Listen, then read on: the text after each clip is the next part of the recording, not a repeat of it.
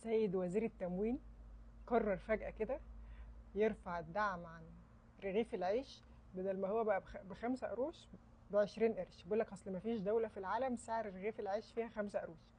ماشي، انت معاك حق، بس انا عايز اعرف على اساس ايه؟ يعني ايه المعايير والمقاييس اللي بناء عليها استثنيتوا فئات من الدعم بتاع الرغيف؟ يعني خلاص انت قلت الناس دي مش هتاخد العيش ابو ريال، يعني بناء على ايه بتساوي لي واحد عنده شركات ب10 مليون جنيه مع واحد دخله 9600 جنيه مع واحد بياخد مرتب من المعاشات والتأمينات؟ ده على اساس ان الحد الادنى 10000 جنيه يعني في المعاشات؟ لا، وكلكم والراجل بتاع فاتوره الكهرباء ب 800 جنيه يقول لك ايه اللي هيزيد فاتوره كهربته عن 800 جنيه ملوش عيش عندنا مدعم مع ب 20 قرش ومش هتاخده كمان. ده انت فاتوره تليفونك 800 جنيه. ده على اساس ان في حد بيدفع اصلا فاتوره كهربته الحقيقيه.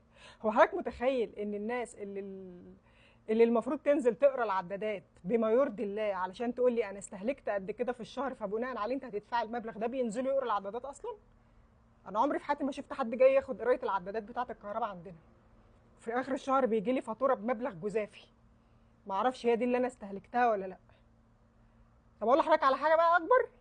انا شقتي انا الشخصيه اول سلك كهرباء اتحط فيها كان عداد كارت. عداد الكارت ده اللي هو مسبوق الدفع. انا شحنت الكارت بيجي لي كهرباء، ما شحنتش ماليش كهرباء، معروفه. مش زي العداد العادي اللي بستهلك واخر الشهر بيقول لي فاتورتك اهي. ومع ذلك اتفاجئت ان انا عليا 600 جنيه قدام للكهرباء. بتوع ايه يا عم الحاج؟ ده انا ما عملتش ممارسه وما كانش عندي عداد قديم واستبدلته بالعداد الكارت. اول سلك كهرباء على الله اتحط في شقتي كان بعداد كارت. عليا 600 جنيه كهرباء قدام. بتوع ايه؟ استهلكتهم امتى بقى؟ في علم الغيب قبل ما الشقه تتبني ولا ايه؟ ما اعرفش. ولما جيت اشتري العداد عشان ما حدش يطلع يتنصح لي كده ويقول لي انت اشتريتيه بالتقسيط، لا انا اشتريته كاش. هم عرضوا عليا قسط او كاش، انا اشتريته كاش.